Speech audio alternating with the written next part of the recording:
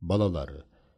Қарағанды облысында Қазақстанның тау-кен металлургиясының бірден бір орталығын құру жоспарланды.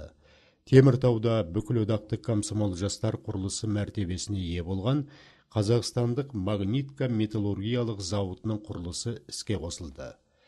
Республикамызға өзге де одақтас республикалардан, сондай-ақ социалистік мемлекеттер достастығы елдерінен жұмысқа келушілер саны көбейе бастады. Теміртау халқының күрт өсуіне байланысты жұмысшыларды тұрғын үймен қамтамасыз ету мәселесі алда тұрды. Барлық жұмысшыларға бірден пәтері жетіспей, олардың көпшілігінің вагондар мен барақтарда, брезент палаткада өмір сүруіне тура келді. Теміртауда қандай жағдай болды? Осындай жағдайға байланысты жұмысшылар арасында наразылық туа бастады. 1959 жылдың тамыз айында жұмысшылардың жергілікті өкіметпен қақтығысы болды. 1 тамызда сенбі күні кешке жұмысшылардың бір тобы ауысымнан кейін бірде-бір ашық асхана таппады. Бұл жұмысшылардың наразылығын туғызды. 25 мың жұмысшыға әрқайсысы 2120 орыннан 16 асхана болды. Асханалар мен дүкендерде ойран салу әрекеттері басталды. Көшелерде ереуілдер мен бүліншіліктер ұйымдастырылды. Қалыпты өмір салты бұзылды. Бүліншіліктерді басу үшін милиция мен карлаг әскерлері жұмылдырылды. Қару қолдану жағдайлары да болды. Бүліншіліктің 3-ші күні зауыттарға әскер енгізілді.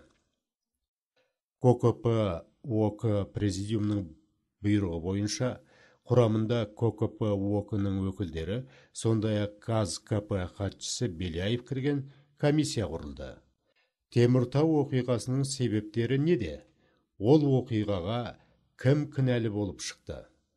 1959 жылдың қазан айында Мәскеуде болған КОКП ОК президиумның мәжілісінде Теміртаудағы оқиғаларға байланысты Қарағанды металлургия зауытын салу мәселелері туралы қаулы қабылданды.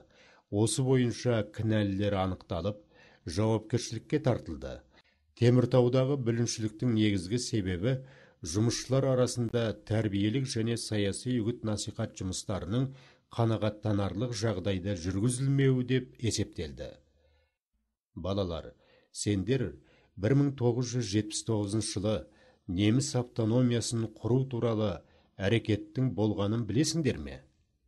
1976 жылы КОКП ОК Андропов басшылық еткен жауапты топ қызметкерлеріне неміс автономиясын құру мәселелері туралы ұсыныс жасау жөнінде тапсырма берді.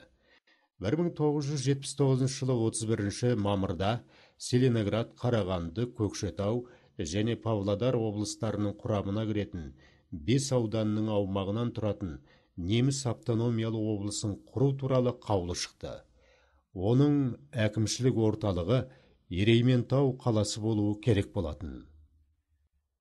Қазақ КСР басшылығы, оның ішінде Қазақстан Компартиясы орталық комитеті тарапынан орталықтың шешіміне еш қарсылық көрсетілмеді. КАЗ-КП ОК жаңадан құрылып жатқан автономиялы облыстың партия органдарының құрамы мен нақты шекарасын, штатын анықтауға кірісті.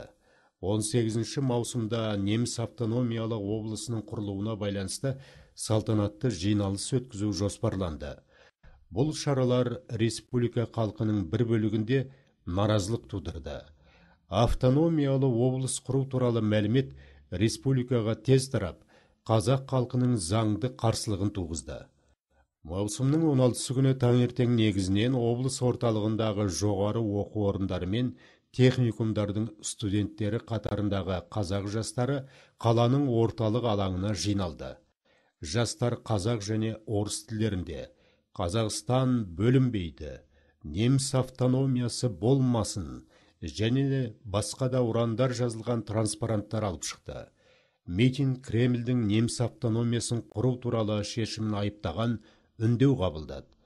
1979 жылы 16 және 19 маусымда Целиноградта үн қағаздар пайда болып, қала көшелерінде неміс автономиясын құруға қарсы ереуілдер өтті. Партия органдарына автономия құруға қарсы ұжымдық хаттар келіп түсе бастады. Маусымның 19 күні Ақмолада үлкен демонстрация болды. Оны аудандардан келген соғыс және еңбек ардагерлері бастады. Оған қатысушылар облыстың басшыларына автономияны құруға қарсы үндеу тапсырды. Жастарға осы ереуілге жиналғандардың алдына облыстық партия комитетінің бірінші хатшысы Морозов шығып, неміс автономиясының жойылғанын мәлім етті. Осыдан кейін ереуілге қатысушылар тарай бастады. Ақмоладан кейін шағын митингілер мен демонстрациялар Атбасарда, Ерейментауда, Көкшетауда өтті.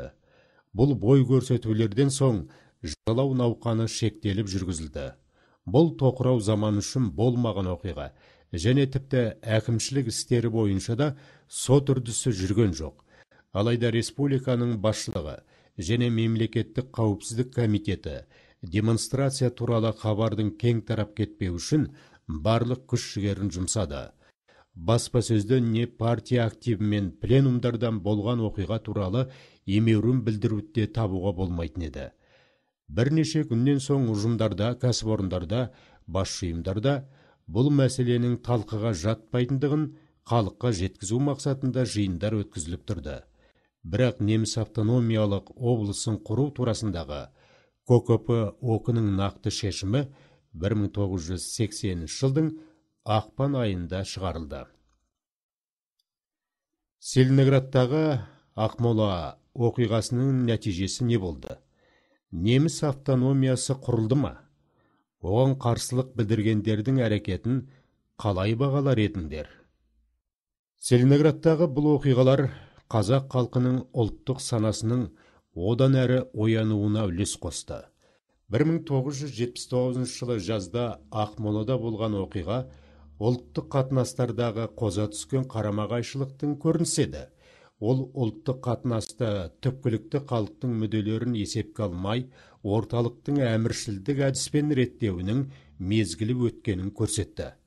Қазақстанда 1979 жылы неміс автономиясын құру әрекеті және оған қазақ тұрғындарының қарсы шығуы республиканың саяси тарихында күні бүгінде ақ таңдақтардың бірі болып келеді.